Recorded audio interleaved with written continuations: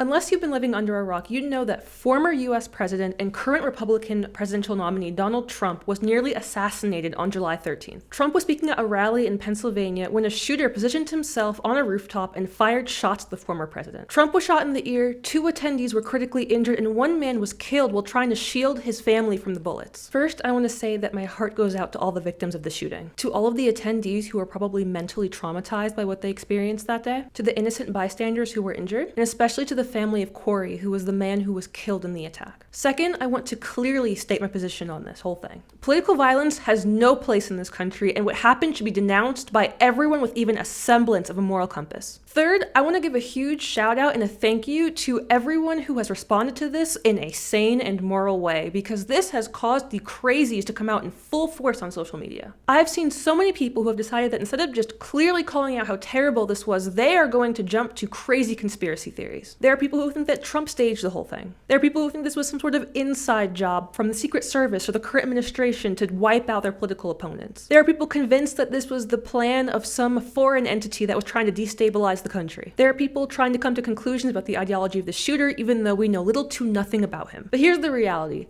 At the point of time that I'm making this video, we know nothing. We don't have a manifesto from the shooter or any proof that anyone was involved in this besides that one person. I'm not going to spend a lot of time on these conspiracies because these people who think that they are omniscient should not be jumping to any conclusions when we don't have any evidence. I want to spend time talking with people who are celebrating and justifying this shooting, that they are celebrating the fact that somebody was killed. I want to specify right now that I am not a Trump fan. I disagree with him on almost every policy, but the solution to disagreeing with a politician is not to kill him. I find it so funny that the people who are cheering this on, cheering for Trump to be killed, are doing so because they're claiming he's a threat to democracy, something that we've heard time and time again. Because it's become so clear that most of these people don't even know what democracy means. So technically the US isn't a pure democracy, we're a constitutional republic with a democratic process. What that means is that our government officials are elected into office. If we don't like them, we can remove them from office, and they are limited in what they can do, limited by the Constitution. So if you support democracy, or in this country, the democratic process,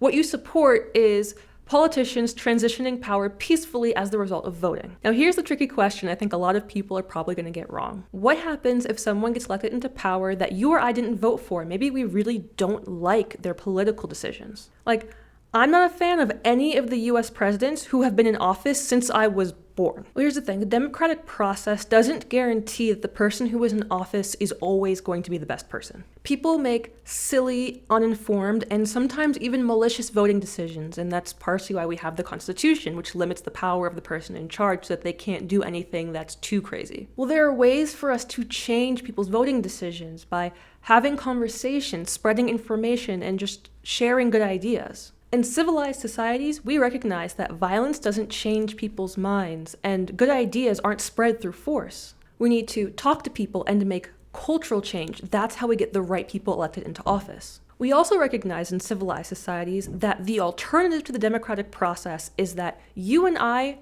don't get a say in who gets to run our country. We'd either have a monarchy or a dictatorship, or we would leave political power in the hands of whoever can be the most violent, not who has the best ideas. So even though the democratic process doesn't lead to the outcome that we want 100% of the time, we should still support the ability for people, including ourselves, to vote for what they think is right. So if you support violence as a way of stopping a politician, even if it's a politician that you don't like let's say you don't like Donald Trump, then you don't actually support democracy or the democratic process, and you should stop pretending like you do. Just come out and say that you want a dictator or a monarchy, or that you want a small number of people who are extremely violent to decide what happens in the country. So here's a really important question. Is political violence ever justified? Well, yes, it actually can be, but only when the democratic process and the Constitution actually fail. So let me give you some examples. Probably the biggest point that I've seen in defense of this attempted assassination of Trump is people bringing up the US Revolution and comparing what happened with breaking away from the British monarchy. What they're saying is that the only way that you can really get what you want and get the political system that you want is through violence. Look at this example from 1776. What they'll say is that the only way that you can really get the government system that you want is through violence. Look at this example from 1776 that happened to work out in our favor. But to use this as an example and to compare it to what happened with Trump is to drop all of the context of that situation. Because the whole reason that they needed a revolution to change the government was because they couldn't vote. At the time, the US was being ruled by a monarchy and no way to remove him from power other than a violent revolution. When you don't have the ability to vote, when you don't have the ability to have your voice heard from peaceful means, yeah, there is only one way to change the situation, especially when you're being oppressed by a dictator. When you can't vote, when there is no peaceful way of transitioning someone terrible, especially an oppressive dictator, out of power, yeah, there's only one thing that you can do, and that is a violent revolution, and it's what you should do in order to free yourself from the oppression. I mean, another example of this, look at what Hamas is doing in Gaza. Hamas has been in power since 2005, and they have not held an election, so there is no peaceful way for the Gazans to remove them from power, no matter what they do and how much they oppress them. At this point, the only way to free Gaza would be a violent revolution from the people who live there, to overthrow Hamas and take them out of power. Another way the democratic process can fail would be through government censorship. Like I said earlier, the only way to change people's minds is through having conversations and spreading ideas and changing the political culture. But if the government tries to keep these conversations from happening, tries to keep people from spreading information, sharing ideas, tries to keep people in the dark, then people can't make informed voting decisions, and they can use that to manipulate people into voting for people who are against their best interests. One example of a country with this problem is Russia. Well, they also have an election fraud issue, but a lot of people only support Putin because they've been brainwashed by the government through state-enforced propaganda. They're not allowed to have discussions and criticize him, or else they're risking being thrown in jail or worse. So a lot of them think that Putin is doing what's in their best interest, when those of us who have access to the internet and are able to have these conversations know full well that he does not. Maybe a third example where political violence would be acceptable would be when the person who was in charge, whether they were elected or not, is violently and aggressively violating rights in a way that cannot be undone through voting. Like Hamas launching rockets into Israel and starting unprovoked wars, putting their citizens in danger. Like Putin killing and jailing his political opponents. Like Hitler committing genocide against an entire group of people. Or like the Confederacy fighting to keep slavery legal, or things like that. Now, some people will say that Trump is just the Antichrist who is the biggest threat this country has ever faced, but the reality is that none of these lines have been crossed with him. We can still vote. We can still criticize him and have access to information that we can use to criticize him. He was president for 4 years before, and under his presidency, no one was killed and no one was enslaved. Now, if these things become a problem with any US president, yeah, we have reason to respond with force. But until then, in this country, we need to advocate for the use of reason and conversation to change politics, not violence. Now, I made a video a little while ago about the pro-Hamas riots and how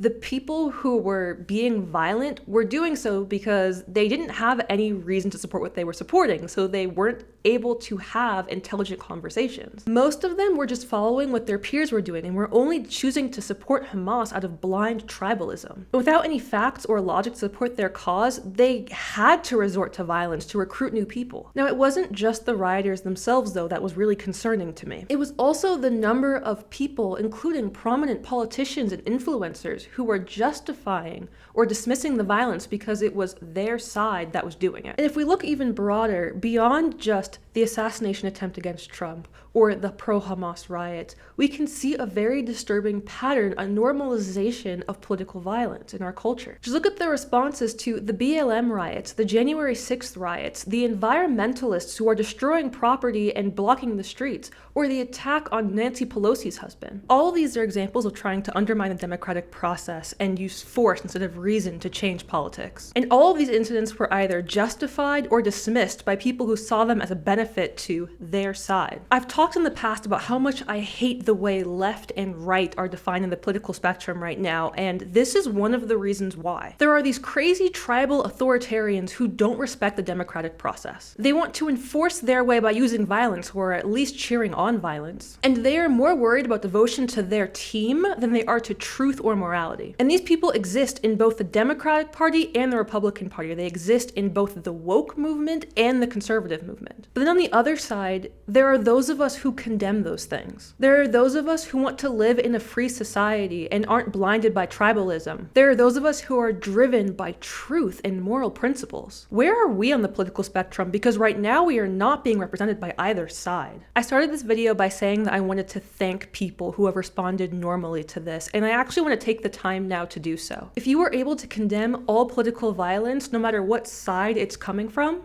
thank you, because you are part of the solution. You have broken out of tribalism. You can think for yourself. You have principles. You value the Western democratic process. And right now, you are on my side. And hopefully we can build a better America together. Thank you for watching. If you want to see more from me, please remember to like, comment, and subscribe. Bye.